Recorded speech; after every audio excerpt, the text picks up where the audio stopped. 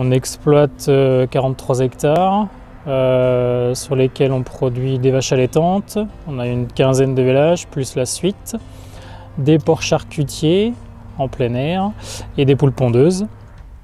On a converti la ferme au bio en 2011 à mon arrivée, par conviction personnelle, par éthique, et aussi parce qu'à l'époque j'étais convaincu, et je le suis encore, qu'il y a un marché à prendre, une demande pour des consommateurs envers des produits bio.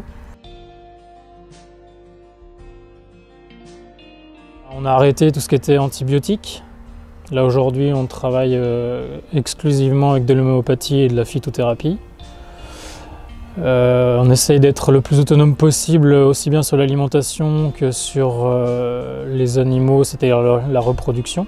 Le frein qu'on a pu rencontrer par rapport à l'ancien système, donc par rapport au conventionnel, c'est qu'on a moins de possibilités de s'approvisionner.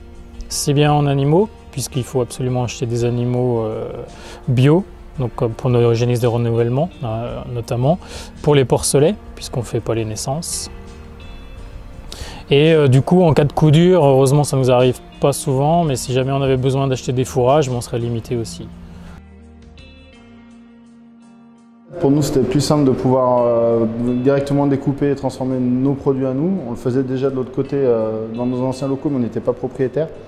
Donc là, on a eu l'occasion de pouvoir acheter le terrain et de pouvoir construire, surtout en faisant quelque chose de neuf et beaucoup plus fonctionnel qu'on avait avant. Donc ça nous a permis de pouvoir aussi éventuellement se développer sur la prestation de service, parce que le budget était trop gros pour pouvoir valoriser que nos viandes à nous. Donc on s'est ouvert sur la prestation de service pour la découpe et la transformation. En volume, on est maintenant sur à peu près une tonne 5 de viande en moyenne par semaine. La ferme de Mon Plaisir commercialise sa production à 100% en direct, entre 5 et 10% sur une AMAP à Chaponneau à 4-5 km de la ferme, et 90 à 95% dans un magasin de producteurs, donc ici à Brinda, à 500 mètres de la ferme. C'est un point de vente collectif qui a été créé en 2014 avec 8 fermes associées et une petite dizaine de fermes en dépôt-vente. Donc on apporte toute notre charcuterie, notre viande de porc, notre viande de bœuf et les œufs. On fait à peu près, on va dire, les 30% du chiffre d'affaires du magasin, donc on fait à peu près 210 000 € de chiffre d'affaires sur le magasin. Donc on a un gros service arrière juste derrière nous, où on vend la viande directement aux clients mais sans mettre sous vide. Donc le gros avantage, c'est qu'en étant du métier, ça me permet de pouvoir vendre directement et mettre en rayon tous les jours, donc le mercredi matin, vendredi matin et samedi matin, et d'avoir un rayon qui soit totalement achalandé comme dans une petite boucherie en fait. C'est ce qui fait un peu notre force à nous, on n'est pas obligé de mettre sous vide. Après, ça fait une grosse gestion au niveau du stock à gérer. Tout ce qui est invendu, on passe en consommation personnelle ou éventuellement ça peut être transformé derrière en plat cuisiné ou d'autres transformations ou en conserve. Mais principalement, c'est vraiment d'avoir le moins de pertes possible, enfin moins de retours possible pour valoriser un maximum. Donc c'est un gros travail d'assiduité d'être toujours en gestion des stocks, mais c'est là où on valorise le mieux.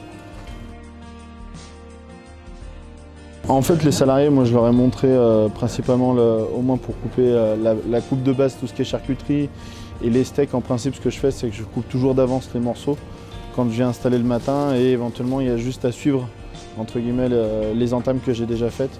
Après, tout ce qui est bourguignon ou blanquette, tout ça, j'y coupe d'avance et que ce soit quasiment que de la vente rapide à faire sans forcément trop de découpe pour leur faciliter le travail. Le libre-service, oui, c'est vrai que c'est un avantage quand même pour les gens qui veulent conserver plus longtemps. Donc la mise sous vide nous permet de conserver à peu près 3 semaines sur quasiment la totalité des produits mis sous vide. Donc c'est une force aussi là-dessus de pouvoir garder sans congeler. Donc on a un petit rayon libre-service, effectivement, qui nous permet de pouvoir mettre en rayon, pas forcément tous les produits en rayon libre-service, mais ce qui marche le plus. Par exemple, l'été, tout ce qui va être saucisse va marcher beaucoup, donc en libre-service, c'est judicieux de le faire. Et éventuellement l'hiver, tout ce qui va être produit cuit, qui sera facile à prendre et déjà tranché sous vide, quoi.